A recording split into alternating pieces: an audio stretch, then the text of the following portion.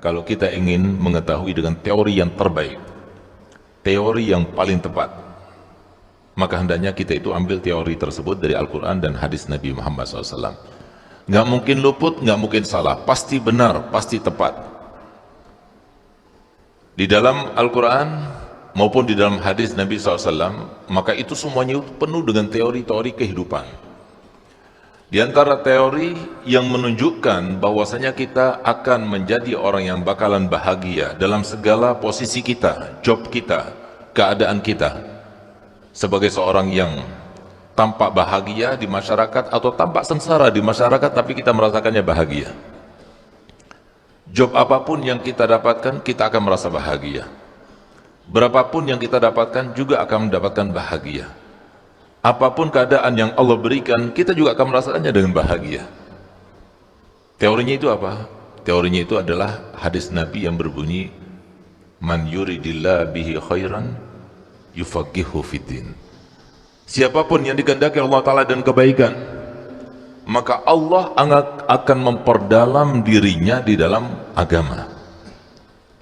Nah, ini sebenarnya yang menjadi rahasia kenapa majelis taklim ini, kalau pejabat yang datang di majelis taklim terus istiqomah. Kenapa saya katakan istiqomah? Karena Allah Ta'ala kan ingin tahu. Sama seperti kalau kita itu ada orang yang ingin bekerja kepada kita, maka tentunya pengusaha tersebut dia ingin tahu dia jujur apa tidak, dia sungguh-sungguh atau tidak, dia rajin atau tidak. Oleh karenanya istiqomah itu dijadikan sebuah teori untuk menuju, untuk mengetahui bagaimana dia itu sesungguhnya. Kalau istiqomah, pejabat naik jabatannya, cepat naiknya, dan insya Allah akan sampai tujuannya. Yang kaya tambah berkah hartanya, yang alim tambah barokah ilmunya, yang orang biasa, yang bukan pejabat, bukan orang kaya, bukan orang alim, maka tambah langgeng kehidupan rumah tangganya, tambah mudah urusannya, mendapatkan rezeki itu dengan mudah dan barokah. Semuanya itu berkat majelis taklim ini. Rahasianya apa? Camkan baik-baik, ingat baik-baik. Rahasianya bukan majelisnya, rahasianya bukan ustadz yang mengajar di dalam majelis itu, tidak. Tapi rahasianya karena di tempat itu disebutkan Al-Quran, disebutkan hadis Nabi Muhammad SAW. Sehingga begitu kita mendengar kajian-kajian tersebut, paling sedikit yang kita dapatkan, begitu kita akan keluar dari tempat ini dalam keadaan, oh kalau begitu saya salah kemarin itu ya, kalau gitu saya akan memperbaikinya. Oh kalau begitu itu merupakan sebuah kesempatan baik untuk saya. Kalau begitu saya akan melaksanakannya. Niat yang semacam itu oleh Allah Ta'ala diperhatikan, kemudian diganjar di dunia sebelum di akhirat. Sehingga Pak dimudahkan segala urusannya. Oleh karenanya ulama mengatakan bahwasanya majelis taklim yang semacam ini itu merupakan pesugihan nomor 1.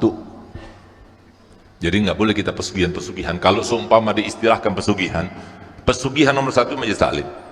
Kita punya hajat, datang ke majelis taklim, hadirkan hajat kita. Kita punya orang sakit, hadir di majelis taklim, kita hadirkan orang sakit kita. Kita doakan orang sakit kita.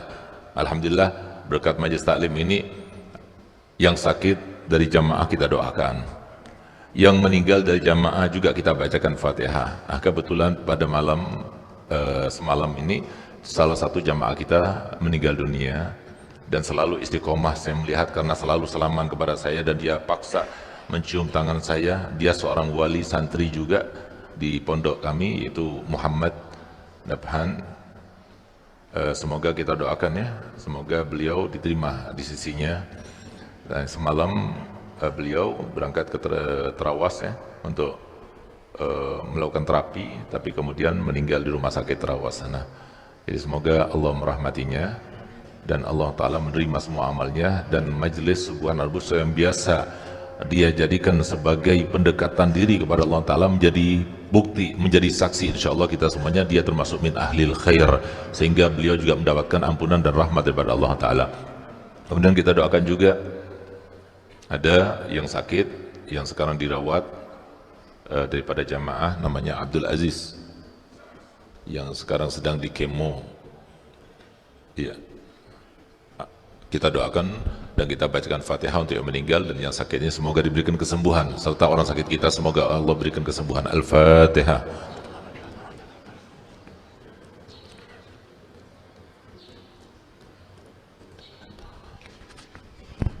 Maka semua kebaikan, semua kebahagiaan, semua kemudahan itu pasti berangkatnya itu daripada syariatnya Nabi Muhammad. Mungkin kita itu akan bertanya-tanya, apa kaitannya majelis taklim, pemahaman yang diajarkan oleh Nabi dengan kebahagiaan kita? Maka kita harus tahu dahulu bahagia itu tempatnya di mana. Bahagia itu tempatnya di sini, di dalam hati kita. Bukan berada di dalam materi, bukan berada di dalam banyaknya finansial kita, bukan berada di dalam jabatan tertentu, tidak. Tapi kebahagiaan itu kita rasakan di dalam hati kita. Sehingga orang bahagia bisa bahagia walaupun dia miskin, dia bahagia walaupun dia orang biasa. Bahkan bisa jadi orang itu nggak bahagia walaupun dia kaya, walaupun jabatannya tinggi. Saya pernah bertemu dengan seseorang pejabat ya, yang ketika itu beliau membawa saya ke mobilnya pribadi, bukan mobil dinas, mobil Mercy.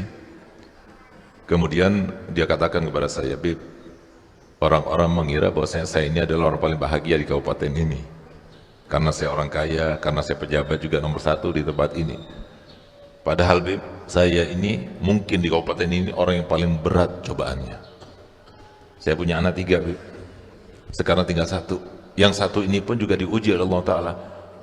Yang pertama dan yang kedua kena penyakit yang sama, saya sudah habiskan berapa miliar, kemudian dia meninggal dunia. Yang sekarang yang ketiga pun yang masih ada ini, yang tinggal semata wayang pun, ini juga mengidap penyakit yang sama. 1 minggu saya mengeluarkan uang 1 miliar. Coba lihat. Jadi jangan kita melihat bahwa kebahagiaan itu letaknya itu berada di dalam finansial. Tidak. Berapa banyak orang kaya, rumahnya bagus, bahkan berapa banyak orang yang tempat tidurnya saja dibelinya itu dengan harga 300 juta, tapi dia tidur di atasnya tidak dapat tidur. Ini kenapa? Karena kebahagiaan di sini tempatnya. Kalau kita mengikuti ajaran Muhammad, bahagia hidup, aman, sejahtera, sentosa. Kenapa? Yang bikin orang itu sulit tidur, kenapa? Permasalahan, problematika yang selalu dipikirkan. Kalau orang tahu solusinya, kalau kita hadir di dalam majelis, akhirnya kita tahu bagaimana Nabi SAW mengajarkan segala sesuatu ditentukan oleh Allah Ta'ala. Tujuannya apa? Untuk menaikkan derajat kita, untuk menghapuskan dosa-dosa kita, untuk menambah pahala kita. Maka hilang itu, ringan. Seberat apapun ringan. Kalau begitu, biar saya akan teruskan. Saya akan rasakan ini dan saya akan berusaha menikmatinya. Kenapa? Karena dia tahu teori yang diajarkan di dalam syariat Nabi kita Muhammad SAW ini. Kemudian ada lagi yang kedua sebabnya, kita selalu ingin menjadi orang yang sukses, hartanya banyak, melimpah dan menyenangkan, jabatannya paling tinggi, badannya sehat. Kalau nggak sehat, uang banyak buat apa? Punya keluarga yang taat-taat semuanya. Sekarang saya mau tanya, yang memberikan soleh mau ataupun tanya orang yang paling banyak dosanya, semuanya tahu jawabannya adalah Allah. Yang memberikan jabatan Allah, yang memberikan kekayaan Allah, yang memberikan kehidupan yang menyenangkan Allah. Kalau kita tahu seperti itu, bagaimana mungkin kita akan mendapatkannya dengan cara yang dilarang oleh Allah? Pakai logika, Pak. Pakai logika. Oleh karenanya dalam Al-Quran sebutkan teori kehidupan yang bahagia dan membahagiakan. Man amila solihan min zakarin aw unsa wa huwa mu'minun falanuhyiyannahu hayatan thayyibah. Barang siapa yang beramal soleh lalu dilandasi dengan keimanan, baik laki maupun perempuan, maka kami akan berikan kehidupan yang sangat menyenangkan. Coba lihat, menyenangkan itu kita lihat bagaimana bentuknya, dan kita lihat bagaimana menjadi seorang mukmin dan bagaimana seseorang itu beramal soleh. Nggak mungkin kalau kita nggak hadir majelis taklim. Teorinya bagaimana? Kita semua pakai logika. Bagaimana orang tahu kalau dia itu tidak pernah belajar? Bagaimana orang tahu kalau dia tidak pernah difahamkan?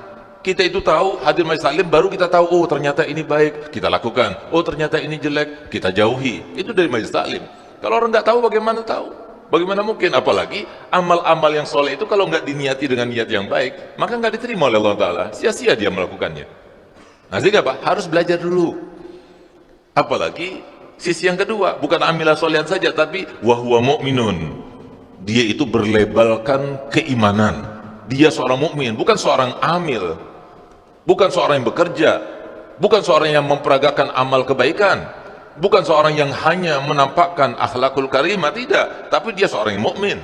Berapa banyak orang yang pura-pura sholat, khusyuk dalam sholatnya, pura-pura beribadah, tapi dia tidak diterima oleh Allah Ta'ala. Kenapa? Bukan mukmin. yang mukmin.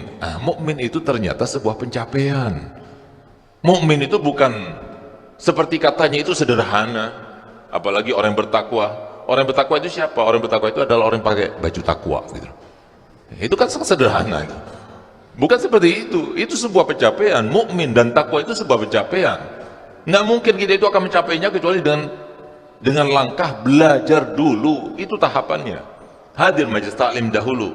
Oleh karenanya pekerjaan kita semuanya ini sebagai siapapun, apakah kita sebagai pejabat, sebagai orang kaya, ataupun sebagai orang tua, sebagai handai tolat, sebagai kerabat, maupun sebagai orang tua kepada anak-anak muda ini, bagaimana caranya menyampaikan mereka supaya mereka itu hadir majelis taklim, supaya mereka mendengarkan.